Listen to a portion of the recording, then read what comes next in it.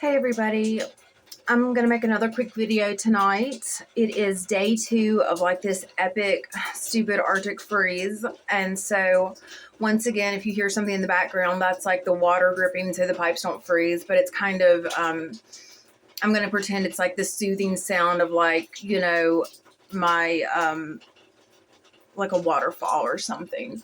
So I'm just trying to like go with that, like, the soothing sound of water. But man, I wanted to make a video. I'm trying to really like do the damn thing, right? With these videos. And in my mind, I think that one day I would ideally like to have the life of someone like Katie Clark. She's like an incredible speaker. Or Manifesting with Missy Renee. The Internal Game with Bradley. All these people speak with just this like ease of authenticity that I'm really striving for. And yeah, it's their career, but it's not like, oh man, that's what I'd really like to do. It's like, not in the career sense, but like the idea that we can actually use like our technology and the computer box and stuff to reach people and help people and connect in this like loving way that's for the greater good. And it is so cool. And it's like, man, I could at one point in time, in theory, make a video, a little nothing video, and maybe nobody will see it except for one person. And maybe that one person will be like, yeah, hey, that's where I'm at. And so, like, something will click in this really profound way. That would just make everything worth everything, right? And so it's like, I want to do videos like these people that I look up to and find a lot of, just like a lot of positivity and inspiration from. And also like a gut meets like an Augustin Burroughs, like a female Augustin Burroughs. And I feel like there's a real void with writing for women authors, kind of like, because with every single male author, there just seems to be, at least I've noticed, like an undercurrent at some point in time, maybe not with Kurt Vonnegut, and not really with Chuck Palahniuk, which is kind of ironic, but even with Augustin Burroughs and William S. Burroughs, and there just seems to be kind of like a little bit of a, like maybe just a male pattern narcissism. And I've been off put by some of the takes that Augustin Burroughs has had on recovery and addiction. And it just kind of feeds into this bullshit narrative with all of it, with what it's like to be an addict in recovery and how to do that. And that is the question. And that's why I wanted to kind of get to the bottom line, because what I'm wanting to do, I don't even know if I'll be able to do it, right? And then I look back and I'm like, it'll also be cool from like, creating your own reality through a place of self-love and healing, etc. It'll be cool for me to look back and for other people to look back on these videos and be like, wow, well, she started off really insecure, kind of, real grassroots, and she's manifested her dream life, but that's not how it would be, because I would have that, and I will have that. I plan to one day to be like, look how far I've come, but you can't get inspiration that's actually worth a damn. That's what I was talking about the other day. It's like fleeting, because it's like, oh, okay. And most of the time, to say like, if I can do it, anybody can, that's one of my biggest pet peeves. That's one of the biggest pet peeves I had with Augustin Burroughs, with Glennon Doyle, with other people who have overcome addiction. That's like always something that is said, always, always, always. If I can do it, anyone can. And that's bullshit, because we cannot do it ourselves before we can do it. So how do we do it? That's like the $1 million question.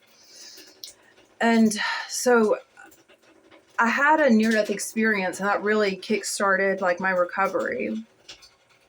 And it was, I feel super lucky. This is weird. It's weird to say I feel really lucky to have had a near-death experience, but I do. It's the event that almost took my life is the event that profoundly changed my life for the better. And it's the only reason that I am alive today, ironic as that may sound. because it wasn't going to take like being in the hospital or going in and out of incarceration or waking up in the back of an ambulance or in like a stranger's bathtub. Those are all real things that happened numerous times with me, as with like many addicts, you know, that kind of like gritty, zany antics that is a day in the life of an addict. That shit is so overrated. For me, especially like the overdose parts, you know, it was just like it was all just like a part of it. It didn't feel like a rock bottom or a wake up call. I was living in rock bottom. I was acutely aware that I was living in rock bottom. Oh my gosh, look who made another appearance. Hey, Mazzy, my kitty. And I was okay with that. I was okay with like living in the trenches because I thought that was all I deserved. So when I had this brush with death that was as horrible, traumatic, visceral, and bloody as it had to be, and that's how every near-death experience is. It's as traumatic as it has to be, but it will never be. Life will never get louder than it has to be. You know, it will get as loud as it must, but it will never get louder than it has to. And it had to get really loud for me because I had accepted the fact that this was my life, that I was going to die in these trenches that I called home, because I could never find a home outside of myself, because now I see I could never accept myself. Wherever you go, there you are, you know, the classic saying. I was always felt like I was nowhere and that I belonged to nowhere. And so, you know, it all culminated with, you know, a partner that slit my throat and tried to kill me while he killed himself.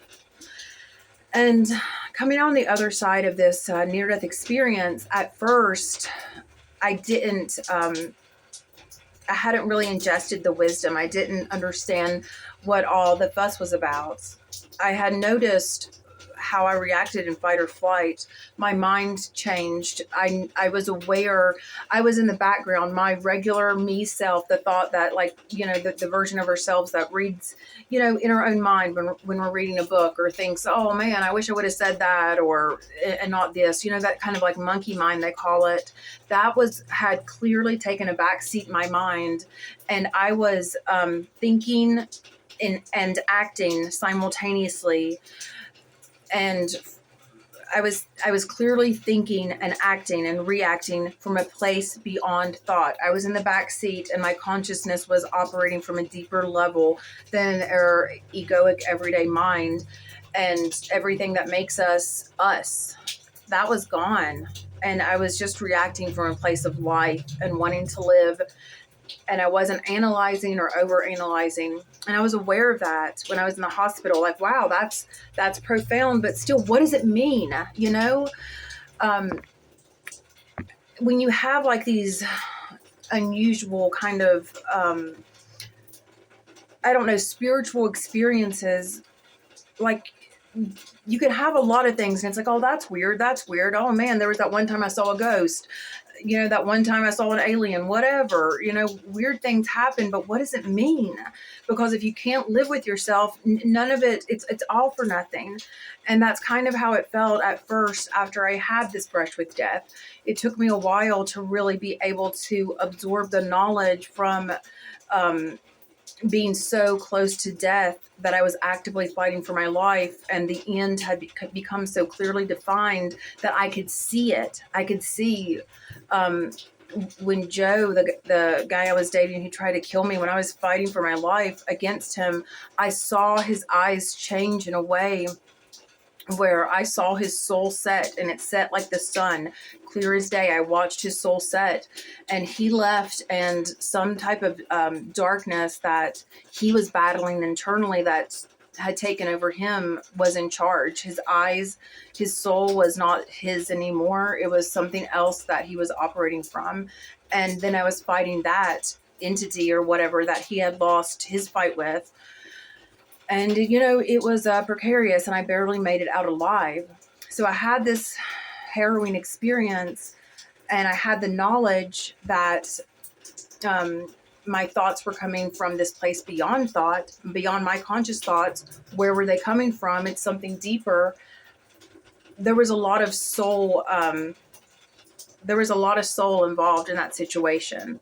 I saw his soul set. I saw my soul step up to the plate for the first time in my absolute life. But what does it mean? What does it mean if you can't live with yourself?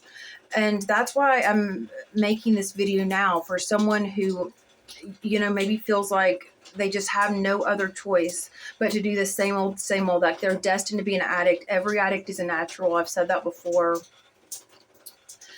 And you don't have to have one more brush with death or one more like rock bottom. Your life is rock bottom, and you know that.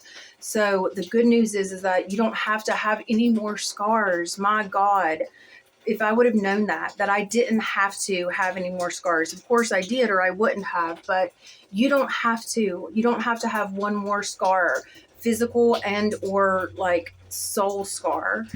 You've been through enough, and all it is all rock bottom is the wisdom of a near-death experience, a rock bottom of a life-changing moment or car accident, whatever the case may be. The wisdom is that you are better than all the pain that you've been living.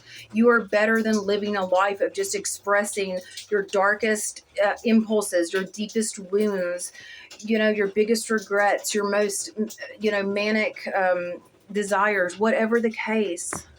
You're better than that. You don't have to live a life of pain. You can expel it in other ways as a conscious creator of your life, by like going for a walk. Oh, look at my cat's tail. Going for a walk, write it out, get that shit out of you, so then you can actually live a life that is not ruled by like hurt and trauma, because you deserve that.